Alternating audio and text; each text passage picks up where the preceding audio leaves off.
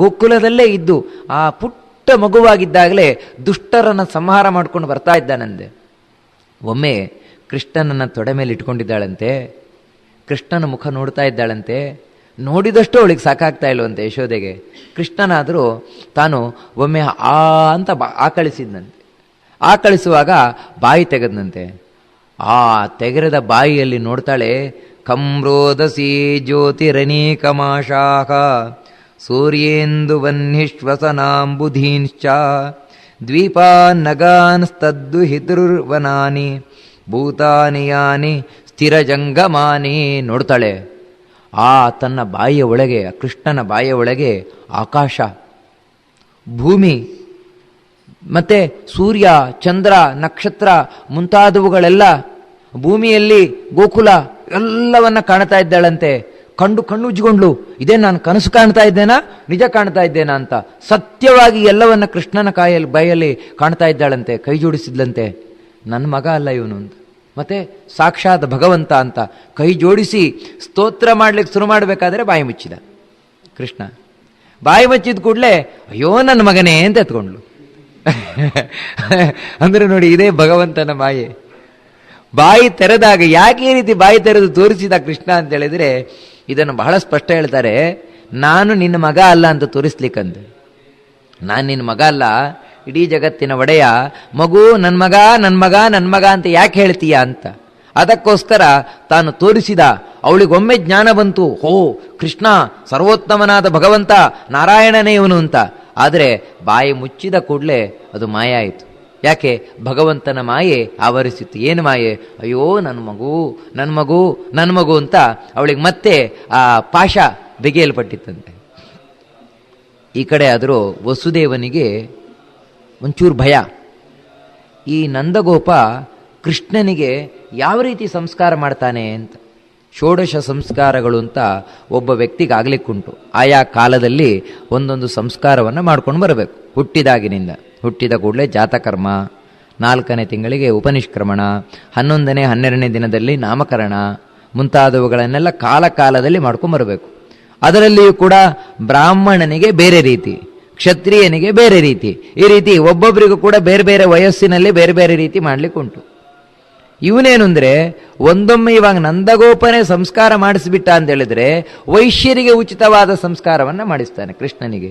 ಆಮೇಲೆ ಕೃಷ್ಣ ವೈಶ್ಯನೇ ಆಗ್ತಾನೆ ಹೊರತು ಕ್ಷತ್ರಿಯ ಆಗುವುದಿಲ್ಲ. ನಿಜವಾಗಲೂ ಕ್ಷತ್ರಿಯ ಕೃಷ್ಣ, ಯಾಕಂದ್ರೆ ವಸುದೇವನ ಮಗ ತಾನೆ. ಅದಕ್ಕೋಸ್ಕರ ಕ್ಷತ್ರಿಯೋಚಿತವಾದ ಸಂಸ್ಕಾರ ಅವನಿಗೆ ಆಗಬೇಕು ಅಂತೇಳಿ ಯಾದವರ ಪುರೋಹಿತರು ಗರ್ಗಾಚಾರ್ಯರನ್ನ ಕಳಿಸಿಕೊಟ್ಟ ನಂದಗೋಪ. ಅಯ್ಯೋ ವಸುದೇವ, ಗರ್ಗಾಚಾರ್ಯರೇ ನೀವು ಹೋಗಿ ಆ ನಂದಗೋಪನಿಗೆ ಹೇಳಿ ನಾಮಕರಣ ಮಾಡ್ರಿ ಕೃಷ್ಣನಿಗೆ ಅಂತ. ಗರ್ಗಾಚಾರ್ಯರು ಆಯ್ತು ಅಂತ ಹೋದರು ಗೋಕುಲಕ್ಕೆ. ಹೋದಾಗ ನಂದಗೋಪನಿಗೂ ಭಾರಿ ಖುಷಿ ಆಯಿತು. ನಾನು ನೋಡ್ತಾ ಇದ್ದೆ ಯಾರಾದರೂ ಒಳ್ಳೆ ಪುರೋಹಿತರು ಸಿಗ್ತಾರ ಅಂತ.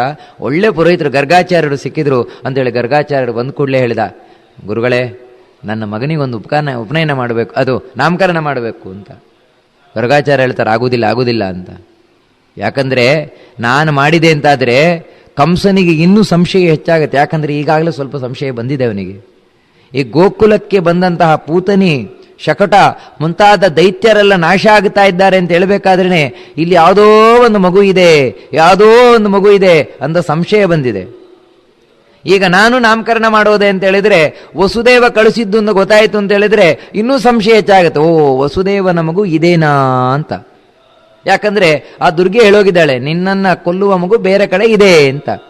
ಅದರಿಂದಾಗಿ ನಾನು ಮಾಡುವುದಿಲ್ಲ ಅಂತ ಹೇಳ್ತಾನೆ. ಆದರೆ ನಂದಗೋಪ ಹೇಳ್ತಾನೆ, ಇಲ್ಲ ಗರ್ಗಾಚಾರ್ಯರೇ, ನಾನು ಗುಟ್ಟಾಗಿಡ್ತೇನೆ, ಯಾರಿಗೂ ಹೇಳೋದಿಲ್ಲ ಅಂತ. ಸರಿಯಿಂದ ಒಪ್ಕೊಂಡು ಇಬ್ಬರಿಗೆ ನಾಮಕರಣ ಮಾಡಿದರು. ವಾಸ್ತವಿಕವಾಗಿ ಅಲ್ಲಿ ಕೃಷ್ಣ ಒಬ್ಬ ಮಾತ್ರ ಇದ್ದದಲ್ಲ, ರೋಹಿಣಿಯ ಮಗನೂ ಇದ್ದ ಬಲಭದ್ರ. ಅವನಿಗೂ ನಾಮಕರಣ ಆಗಿಲ್ಲ. ಅವನ ಹುಟ್ಟಿಗೆ 1 ವರ್ಷ ಆಗೋಗಿದೆ, ಆದರೆ ಅವನಿಗೂ ನಾಮಕರಣ ಆಗಿಲ್ಲ. ಕೃಷ್ಣನಿಗಿಂತ 1 ವರ್ಷ ದೊಡ್ಡವನವನು. ಅವನಿಗೂ ಇವನಿಗೂ ಒಟ್ಟಿಗೆ ನಾಮಕರಣ ಮಾಡಿದರು. ಏನು ಹೆಸರಿಟ್ರು ಅಂದರೆ 2 ಹೆಸರಿಟ್ರಂತೆ. ಕೃಷ್ಣನಿಗೆ ಕೃಷ್ಣ ಅಂತ ಒಂದು ಹೆಸರು, ವಾಸುದೇವ ಅಂತ ಒಂದು ಹೆಸರು. ಇಷ್ಟು ಮಾತ್ರ ಅಲ್ಲ, ಇನ್ನು ಹೇಳ್ತಾರೆ, ನಂದಗೋಪ ಈ ನಿನ್ನ ಮಗ ಏನಿದ್ದಾನೆ ಇವನನ್ನು ಸಾಮಾನ್ಯದವ ಅಂತ ತಿಳ್ಕೊಳ್ಬೇಡ್ರ, ಇವನಿಗೆ 1000 ನಾಮಗಳಿದೆ ಅಂತ ಹೇಳ್ತಾರೆ. ಸಾವಿರಾರು ನಾಮಗಳಿದೆ ಇವನಿಗೆ. ಇವನು ಸಾಮಾನ್ಯ ಅಲ್ಲ, ಸಾಕ್ಷಾತ್ ವಿಷ್ಣುವೇ ಅವತಾರ ಮಾಡಿ ಬಂದದ್ದು ಅಂತ ಹೇಳಿಬಿಡ್ತಾರೆ ಗರ್ಗಾಚಾರ್ಯರು. ಆಮೇಲೆ ಇನ್ನೊಬ್ಬನಿಗೆ ರಾಮ ಅಂತ ಹೆಸರಿಡ್ತಾರೆ. ಹಾಗೆಯೇ ಸಂಕರ್ಷಣ ಅಂತ ಹೆಸರಿಡ್ತಾರೆ. ವಾಸ್ತವಿಕವಾಗಿ ಬಲರಾಮ ಅಂತ ಭಾಗವತ ಹೇಳುವುದಿಲ್ಲ, ಬಲಭದ್ರ ಅಂತ ಹೇಳುತ್ತದಷ್ಟೇ. ಬಲಭದ್ರ ಅಥವಾ ರಾಮ ಅವನಿಗೆ ಹೆಸರು. ನಾವು ಬಲಭದ್ರ ಅನ್ನೋದರಲ್ಲಿ ಬಲ ತೆಗೆದುವು, ರಾಮ ಸೇರಿಸಿದ್ವು, ಬಲರಾಮ ಅಂತ ವಾಸ್ತವಿಕವಾಗಿ ಅವನಿಗೆ ಗರ್ಗಾಚಾರ್ಯರು ಎಂಥ ನಾಮಕರಣ ಮಾಡಿದ್ರು ಅಂದ್ರೆ ರಾಮ ಅಂತ. ಒಬ್ಬ ರಾಮ, ಇನ್ನೊಬ್ಬ ಕೃಷ್ಣ. ರಾಮಕೃಷ್ಣರು ಮನೆಗೆ ಬಂದರು ಬಾಗಿಲು ತೆರೆಯಿರೇ, ಅದೇ ಹೇಳುದು. ರಾಮ ಅಂದ್ರೆ ಬಲರಾಮ, ಅದೇ ಬಲಭದ್ರ. ನಂತರ ಗರ್ಗಾಚಾರ್ಯರು ಅಲ್ಲಿಂದ ಹೊರಟು ಹೋದ್ರು. ಕೃಷ್ಣ ತಾನು ಮೊದಲು ಮಲ್ಕೊಂಡೇ ಇದ್ದವ